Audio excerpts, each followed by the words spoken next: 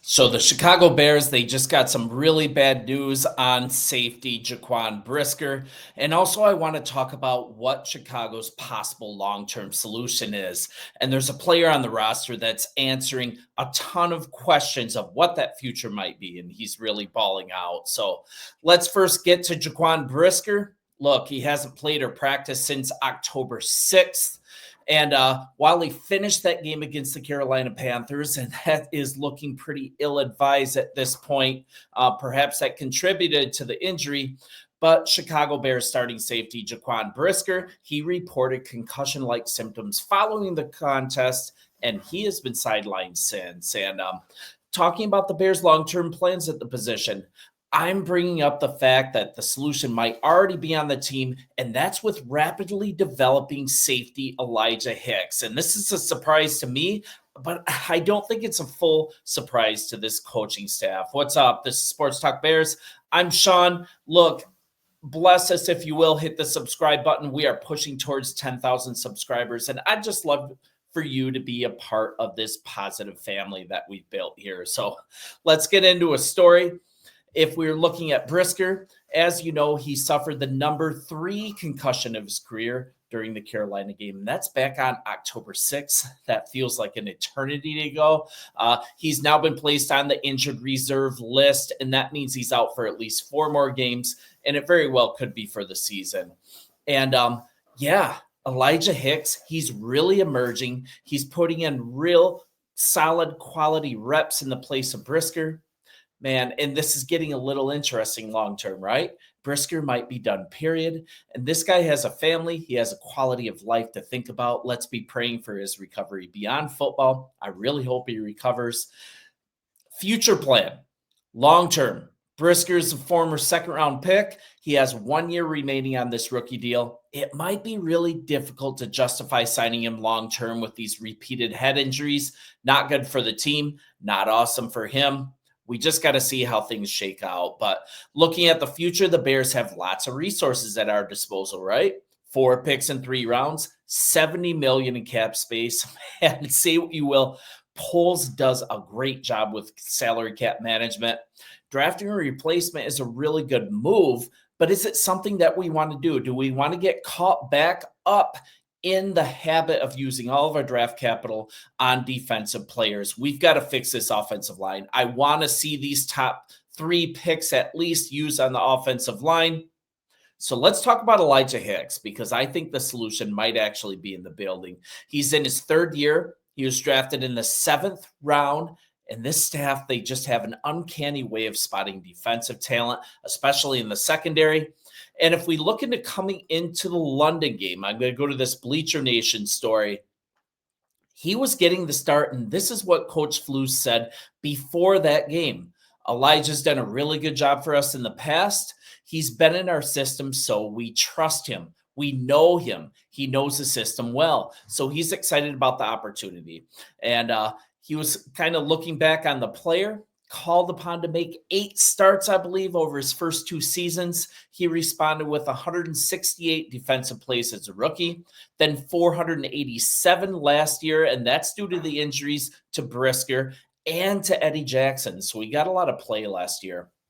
And he's also looking back on the offseason. He really impressed me in camp. And I even heard Kevin Byard giving him high praise during camp too. His experience in the defense is a huge plus. Plus, he really plays hungry, and it started the show, and it flies in the face of previous performance. We can just look at the flat PFF numbers from the past. I mean, that's what a lot of people are doing and saying that he is not the solution. But I'm talking about the eye test.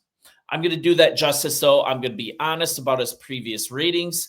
PFF, StatEd, they had his passer rating against as a rookie at 158.3. That's not good. That's the worst possible rating.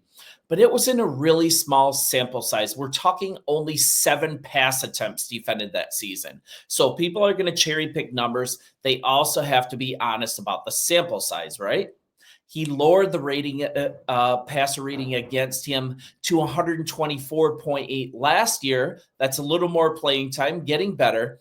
And now his completion percentage allowed, it's dropped to 85.7 to 63.2%. So he's actually ascending as a rookie. And to hear from Coach Flus since his rookie season, excuse me, he's getting better. That's what I'm trying to say. So let's hear what Coach Flus is saying. I think sometimes when you're a rookie, you're a little bit hurried. You're a little bit ahead of it in your terms of your RPMs going too fast. And I think now he's got his body under control. He understands leverage points. He understands how to really do a good job with leverage points on the back end of it. So he started the year stepping up for Brisker against Jacksonville here. And that's what that story in Bleacher Nation. Check out that whole story. But he stepped up in a big way. He was able to bounce back after allowing a touchdown early in the game, and he ended with 5 tackles, 1 pass deflection, and a fumble recovery against the Jaguars. And talking about that fumble recovery, this is happening over and over and over. He's looking like one of those guys that Flus covets in this defense, a guy that just has a nose for turnovers. Always in the right place in the right time. So it happened against Jacksonville. And then we're looking at the Arizona game, right? The defense as a whole had a terrible outing, mostly against the run, I will argue, because Kyler Murray did not have that great of a day passing. But looking at backup safety Elijah Hicks at that time, he continues to make the most of his opportunities. He was filling in for Brisker, obviously, but he had his best game as a pro against Arizona. He had 8 tackles. He made a super heads-up play by scooping up a fumble once again that gave the Bears the ball back in the first half when the game was still in question. So once again, right place, right time. Reddy Stewart, he had a peanut punch moment in his game in the sun. And once again, Hicks was there to finish the playoff. So looking at a rough couple of seasons for Hicks to start out, he was originally a liability when called upon to start earlier in his career, but now the eye test. He's proven to be more than capable in his 3rd season here. He's already had 28 total tackles, 2 fumble recoveries, 1 pass deflection this year. He's not going to replace Brisker. He's not the same caliber of player, but the questions regarding his play on the field are starting to get answered in a huge way. And I'm looking forward to how this player continues to develop. And talking about this last pass deflection against New England, that was a key play in the end zone against New England that saved a touchdown. I mean, the guy's just really showing up for this team in tough situations. Replacing the absolute stud in Jaquan Brisker, I mean, that's a hard situation to be put in as a player who hasn't fully ascended yet. So for his effort against New England, he had the 4th highest PFF grade on the team in that Week 9 game, 69.7. That's a really good grade. And looking at as far as Brisker, head injuries, they don't really have a timetable like a high ankle sprain. So putting him on injured reserve was the right thing to do. He just wasn't clearing the concussion protocol. Again, no timetable, but griping that the Bears should put Brisker on IR weeks ago, it makes little sense. The recovery from these injuries is fully unpredictable.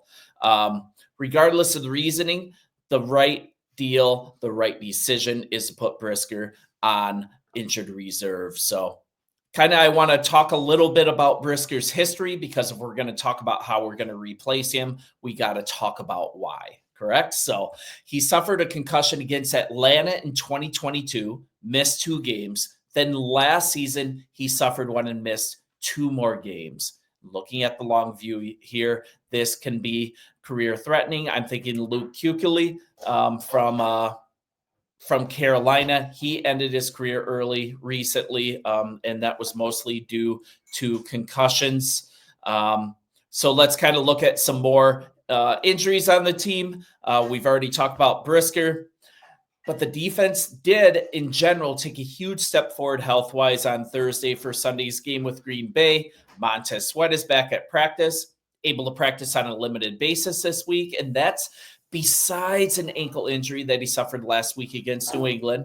He only took part in 29 plays, 45% of the defensive reps, and then the shin injury that kept Sweat out of the previous game. that was after he played 50% of the snaps against that Commanders game when he suffered it. So they played the game also against Patriots. No pass rusher Darrell Taylor last week. That was a knee injury. Taylor has also been able to practice the past 2 days on a limited basis. So that's also really good news. We're also looking at the injury situation on the O-line. That continues to progress as both tackles Darnell Wright and Braxton Jones limited practices, multiple days, and that's after knee injuries. So encouraging, right? The only bad news on the O-line injury-wise, Karan Amagaje probably isn't going to play with a calf. Tevin Jenkins, it might take a minor miracle for him to play on his ankle. So, yeah, we're coming we're coming into this Green Bay game pretty low in spirits, but on paper, there is no reason that the Bears should not be fully competitive in this game and even threaten to win this game. Granted, the offensive line has not been good, but we've got our tackles back. We've got Braxton Jones there. We've got Amagaje isn't going to play, but Matt Pryor's there. We've got Bates, who is a huge get back from IR. He's going to fill in. We're going to have a way more solid line on defense. Our defense is still dominant. They should be able to go toe-to-toe with anything that Green Bay has to offer. And I'm going to be the eternal optimist and say Chicago still has a puncher's chance against Green Bay. But if I was a gambling man, which I'm not, if I was going to put my life savings on this game, I certainly wouldn't be putting it on Chicago. So let's see how this shakes out. Really appreciate you guys. We are pushing towards 10,000 subscribers. I have you to thank for it. And yeah, love the family that we've built here. Bear down. Enjoy the game this weekend. I'll be posting throughout the weekend. And yeah, enjoy the game. Bear down. See ya.